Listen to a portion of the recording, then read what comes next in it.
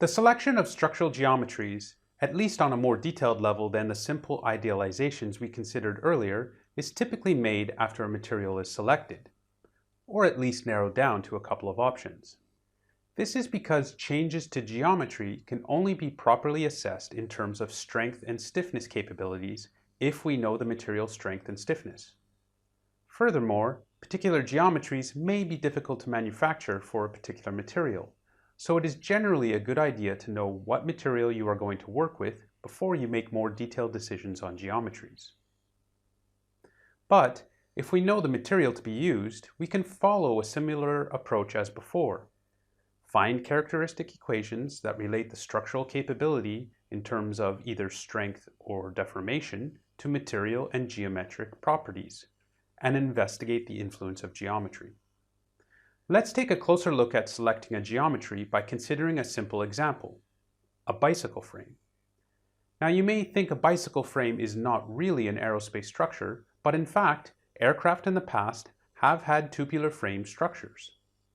Here, for instance, you see examples of tubular framed aircraft that have been designed in the past.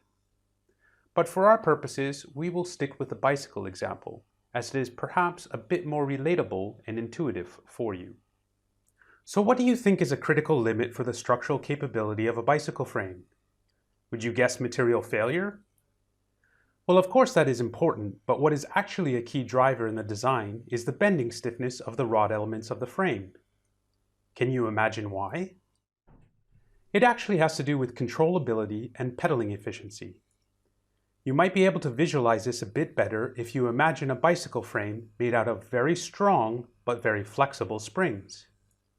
If you tried to ride this bicycle, the frame would twist and warp as you pedaled or tried to steer with the handlebars.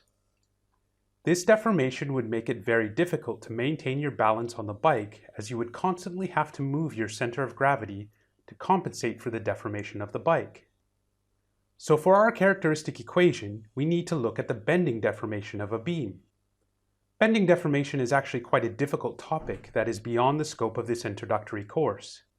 To avoid unnecessary complication, I will provide you with this formula for the end deflection of a cantilever beam subjected to a point load P. In fact, the derivation of this formula is not very important here. Engineers commonly look up such formulas in design handbooks, such as this. What we are really interested in is observing how geometry relates to beam deformation, which is our driving structural capability. If we look closely at this equation, we see two terms related to geometry, the length L and the term I, which is known as the moment of inertia. We will ignore the length as we will assume that the overall size of the bike frame, and thus lengths of the individual rods, is fixed.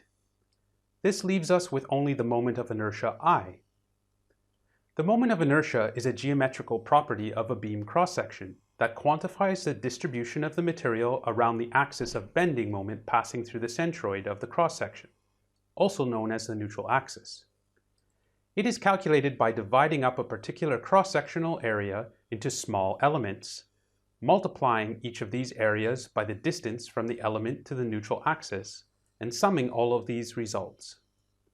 It is important to understand this concept behind the moment of inertia, but the exact formulas for different cross-sections can always be referenced from a design handbook. We will use the following three formulas for our bicycle example. Let's start with a solid square cross-section of width 24 millimeters as our baseline.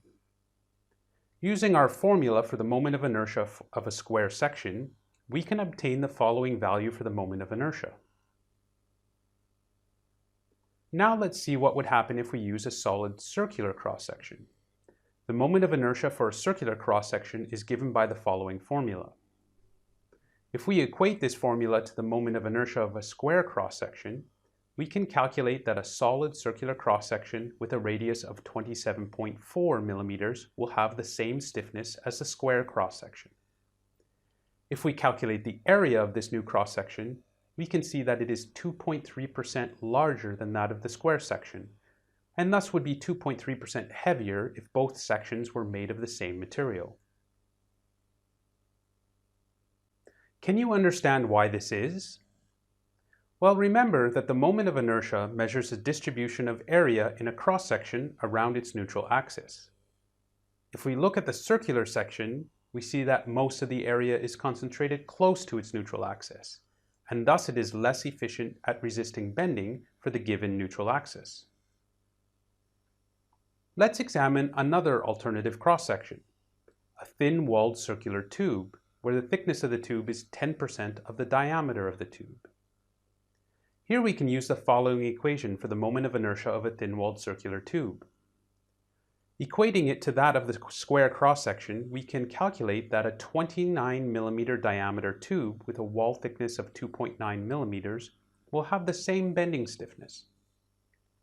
However, in this case, the area, and thus the weight of the tube, is 46% of that of the value for the square section.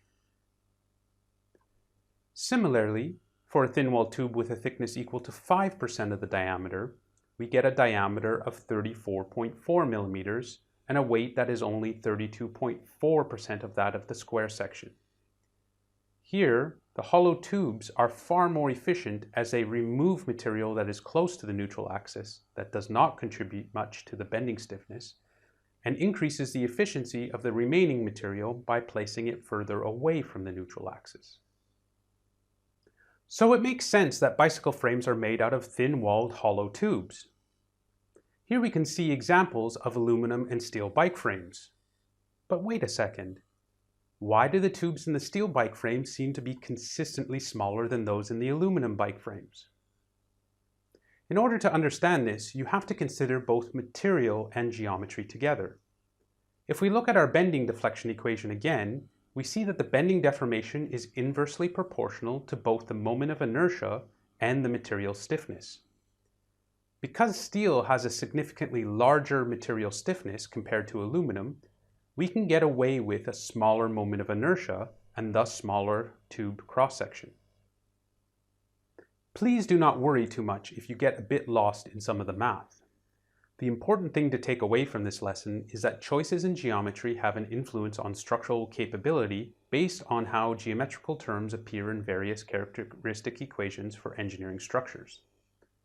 A key job of structural designer is understanding how these terms appear and how they can be manipulated in order to make design decisions.